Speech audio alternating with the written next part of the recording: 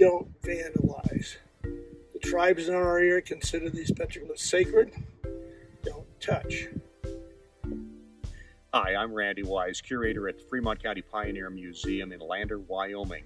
And due to unusual circumstances in 2020, we are doing some of our Wind River Visitors Council adventure treks virtually.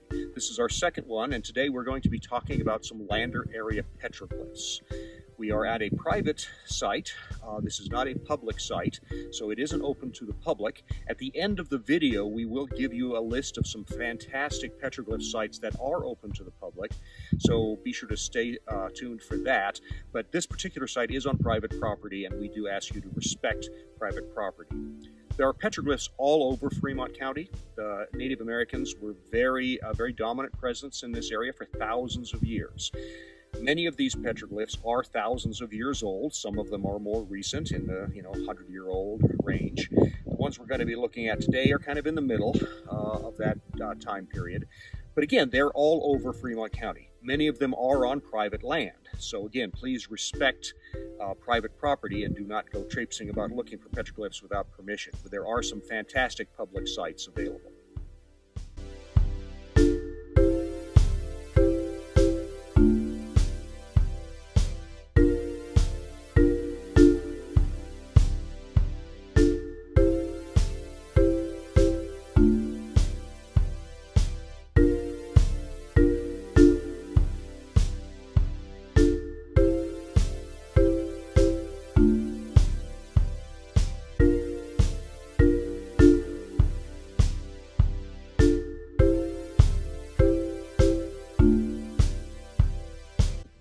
Here at the base of the main wall where we're going to be looking at petroglyphs, and we're standing with Jim Stewart, who teaches petroglyph course at Central Wyoming College. He teaches with a gentleman named Bill Elder, who is also with us on this trek today. And Jim is going to tell us a little bit about the site.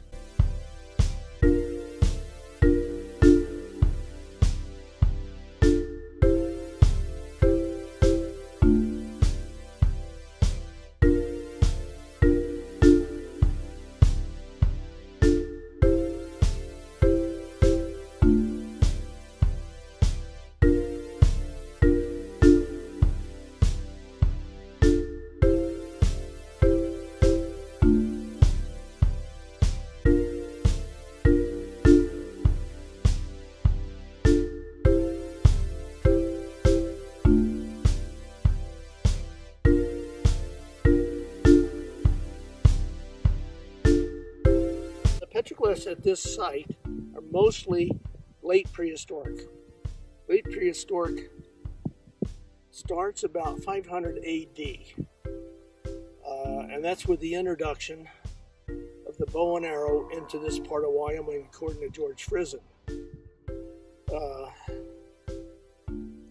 petroglyphs we have here are mostly in size. That means they're cut into the wall like you take a butter knife and cut into a brick of butter, as opposed to pecked or burnished or stuff like that. We will have a little bit of burnished stuff at the site. So at one end timeline, we're looking at about 500 AD, 1500 years ago. At the other end, we're looking at the introduction of the horse and rifles, and that's about 1700. And the horses are brought up out of basically the Great Basin by Shoshonean people into this area. And we're going to have a couple horse-related petroglyphs here, which tells us they passed some of the site goes back 1,500 years and basically comes up to probably about 1,800. And then after that, I can't say much in terms of what we're looking at, except it could be proto-historic or historic. Historic meaning is basically we have Lewis and Clark, 1800, 1805, coming west, and everything after that's his notes. That's why it's historic. It's written down. It's in books. And so we have three different time periods in terms of where we can say this stops and this starts. Most of the incised type petroglyphs that we have in our area are related to the northern plains going on back east. The petroglyphs we have in our area, which if we see some at this site, which I don't remember that having, if any, very few, they go back thousands of years, and they came out of the Great Basin or related to the Great Basin area.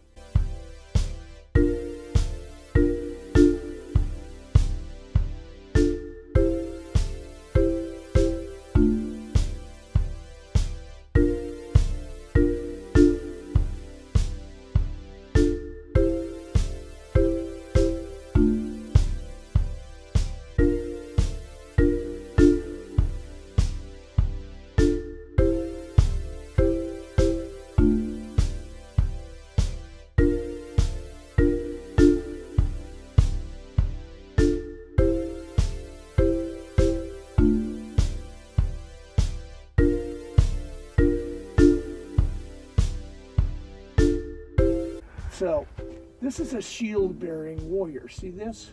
There's a shield.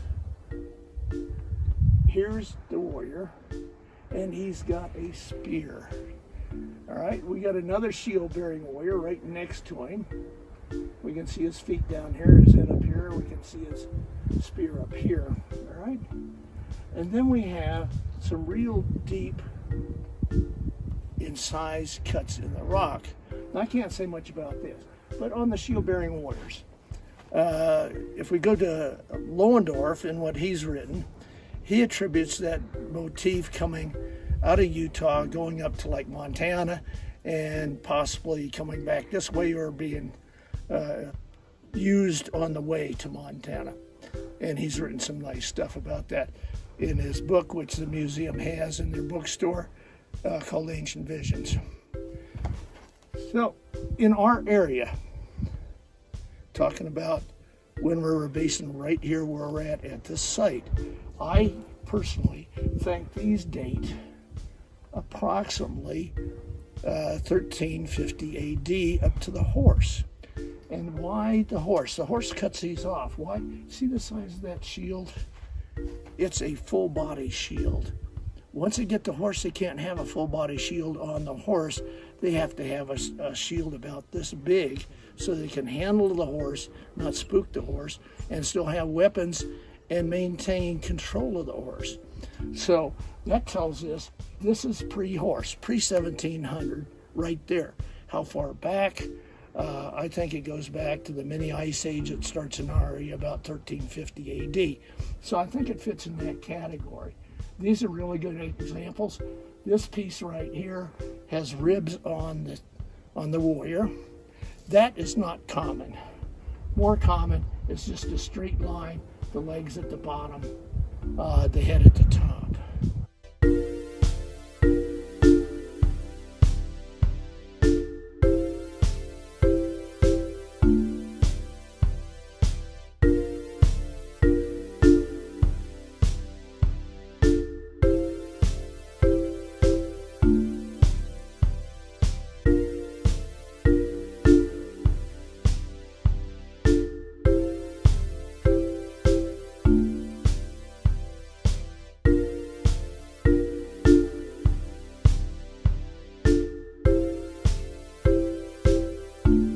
So this is his site right here, and I want to talk about a couple things, but we're going to start on this side of the site. See that rectangle right there?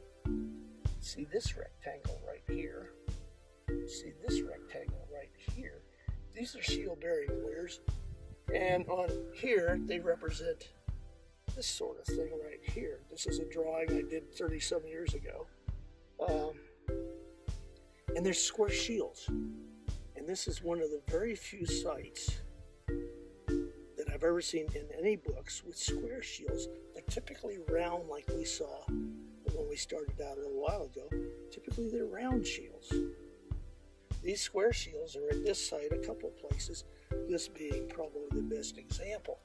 Now, we have, and I'm going to spell a word here, therianthrope, T-H-E-R-I, anthrope, A-N-T-H-R-O-P-E.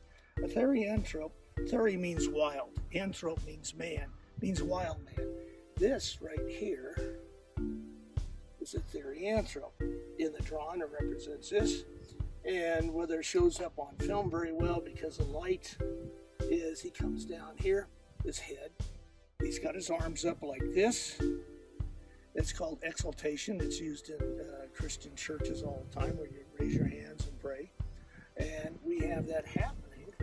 This arm comes up, and he's got a bow and arrow. That bow and arrow tells us it's this side of 1,500 years ago. All right. He also has a feather dangler coming right down here, which looks like this. All right. And the thing that makes him a therianthrope is right here, which is not going to show up well, but he has bare feet. His feet are designed as a bear. So he's in a religious stance here with this petroglyph of being a bear mentally, spiritually, as well as being a human being. That's why the word therianthrope.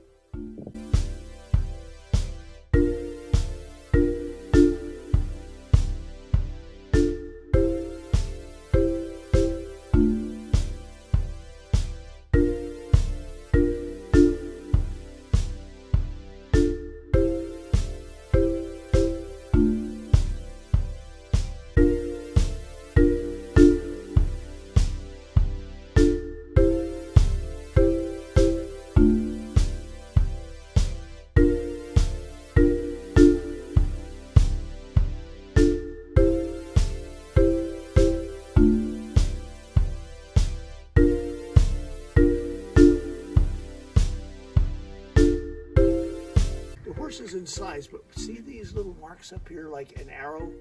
Those are travois. That's a T-R-A-V-O-I-S.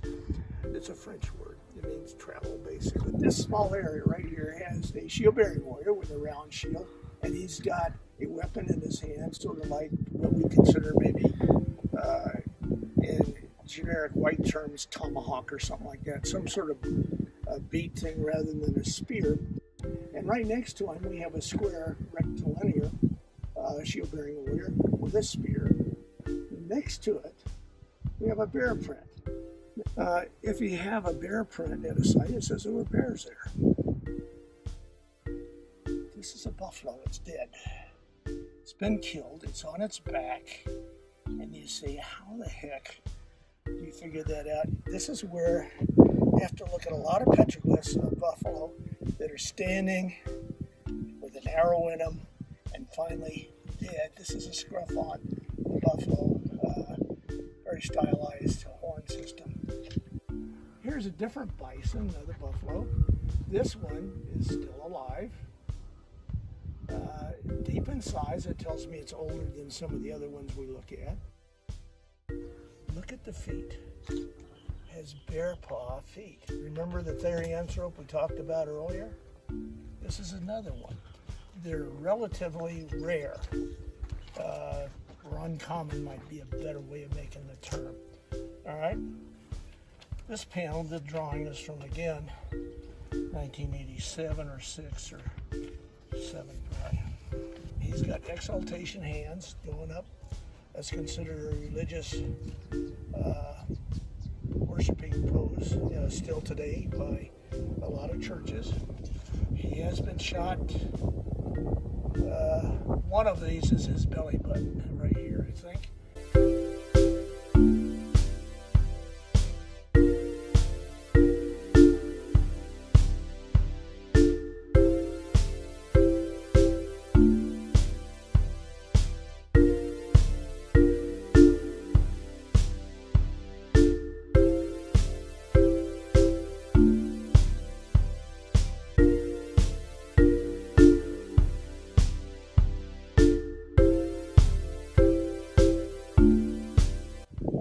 Right here is a shield-bearing warrior, and this shows you what vandals did to it many years ago. This site, the road that we passed down here to come in here, was the route from Lander to South Pass until they have the route that we now use. But if we take this shield-bearing warrior, that tells us pre-horse right off. But watch his spear. Let's see if I can find it. There it is. It goes on this way. And we go from the tip of the spear over to here, 91 inches. It's the biggest petroglyph in this area. And then if we look around the edge of the shield, he either has fringe running around that physically, or he's trying to show it's got some sort of pua. Pua is a Shoshone word for spiritual power. In other words, the sun has spiritual power. And it might be saying that the shield is also acting like the sun here, besides being a shield. Deeply incised Kustik. Kustik was a warrior. It's a French word, if I remember. And warriors that go into a battle, including pre-horse, actually existed even with horse. And instead of using a weapon to kill their enemy, they take this part of the crook, sort of looks like a sheep hook, and they tap their enemy because it showed that as a warrior you really had macho when it came to war. This is a barn owl, a horned owl. You can see the horns on it. It's accurate in that. It has a wingspan, has tail feathers. At another site or two in this area, we have some other very much horned owls, mountain horned owls, including we have a nice example up in Sinks Canyon of red paint, red ochre, showing off barn owl. Here we have an anthropomorph. This is a word for man. He's got a headdress on, he's got his arms up in exaltation, and we have his ribs being shown articulated again. Like I said, that's pretty uncommon. More common is something like this guy, very stylized.